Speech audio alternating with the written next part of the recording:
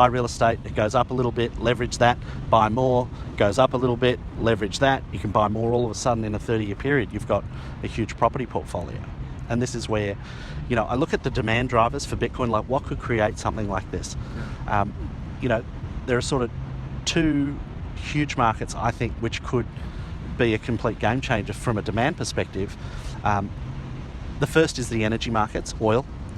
There's roughly somewhere between $7 to $10 billion worth of trade globally in the oil markets, and I think they're the first people who should get this and want hard money, because it's quite symbiotic with what their operations are. When they want Bitcoin for their hard-earned oil rather than US dollars, that's the equivalent of somewhere between 2 to 3 Michael Saylors entering the market every single day. All of a sudden, what does that do when there are 2 million coins on exchange? Michael Saylor's got 150,000 plus coins, and you now have 2.5 of him entering the market every single day. Chasing an exponentially smaller amount of coins. Yeah. Correct. And this is where the numbers don't add up. The conversations we have about to share these thoughts, and this is why I don't like talking about the number that it leads to. I'm far more curious around the intellectual debate around is the thinking right?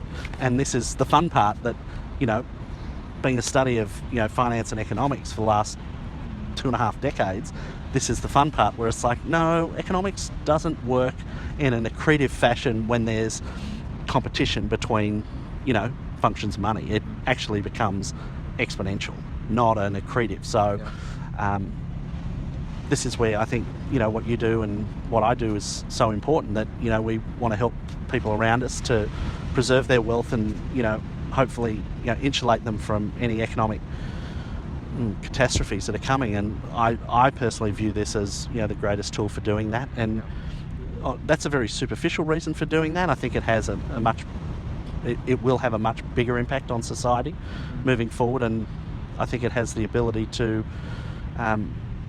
bring changes to society which are going to be hugely beneficial on a personal level, but also on a societal level. So on many fronts, Bitcoin, ticks some boxes. And for me, I spend my days, on the very low level of consciousness in Bitcoin talking about price, because that's, as an investment advisor, that's what people want to That's what people care discuss. About. I think you and I are both on the same page, along with most Bitcoiners, about how it's the mission and it's the larger view, the long-term view. That's really what keeps us going. That's what keeps us working for this. Because, the way I would put it is that if, like I said earlier, money is this tool at which we communicate value to each other, if we change that medium, if we change that tool which we communicate through, and it's no longer through political will or political influence or political coercion, and it's through just a math equation, just raw numbers and real data, that changes our perception of what's valuable. And I think we're seeing that so much of people changing their value structure. You talk about Maslow's hierarchy of needs all the time. So there's just so many ways that people are reorienting themselves on this new paradigm of communicating value to each other. And that, to me, is what's exciting. But yeah, you're right about people care about price mostly. So, and you know what? Because that's our largest problem. Yeah. Literally, money problems are the world's biggest problem. Yeah. And Bitcoin works to solve that on two fronts. Firstly, I think it's number go up technology. So if you look at Maslow's needs hierarchy, the base layer is basically physiological needs, right? Food and shelter, which is a money constraint.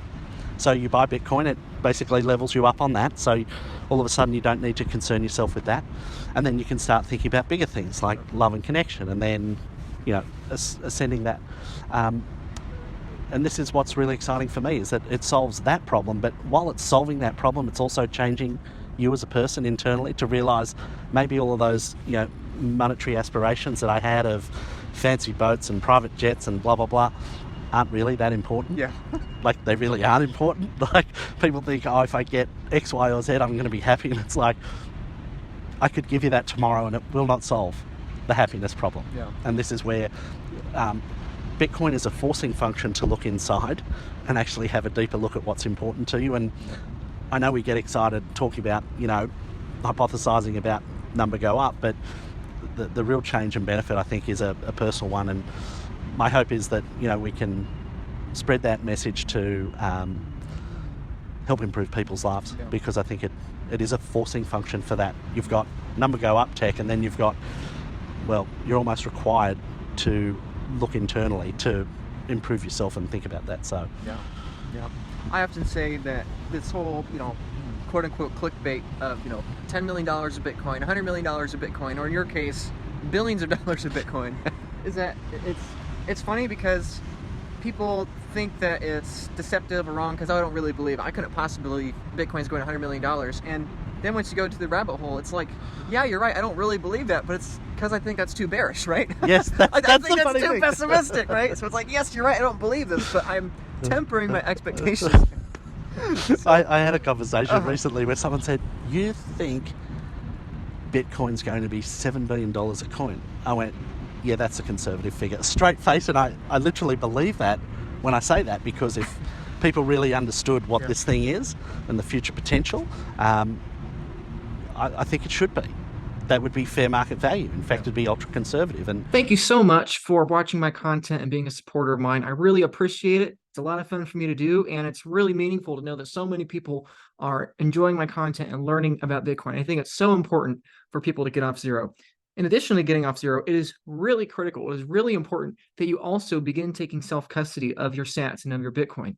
This is because if you have Bitcoin on an exchange or you don't have proper self-custody, this is going to be a massive problem for you in the future, most likely. If Bitcoin starts having rapid periods of appreciation and there are rapid spikes in demand for Bitcoin education, and for Bitcoin advocates and advisors, it's going to be increasingly important that you have self-custody of those coins. So my message to you is please consider getting that self-custody. Now, you can do that on your own. There are plenty of free tutorials online. There's plenty of great work like that. But if you want somebody to help you with self-custody, if you want somebody to help you take cold storage of your Bitcoin, of your Satoshis, if you want somebody to help you set up a multi-sig vault, to set up an estate plan, to set up a plan for you as a person, an individual, as a business owner, as a charity, whatever the case, I work at the Bitcoin Advisor, and I'm happy to say that I really enjoy, I love working with my clients. My job is literally to help people buy Bitcoin and secure it properly for years, decades, and generations to come. So if you want to learn about my services at the Bitcoin Advisor and what we do, you should click the link in the description.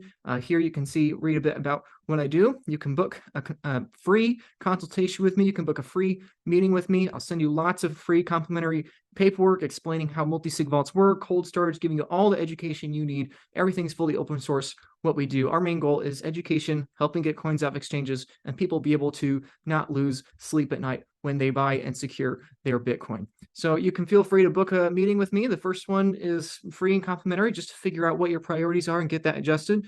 But if that's something that could be used to you, I really highly encourage you to take self-custody, whether that's with me or not. Please just do it.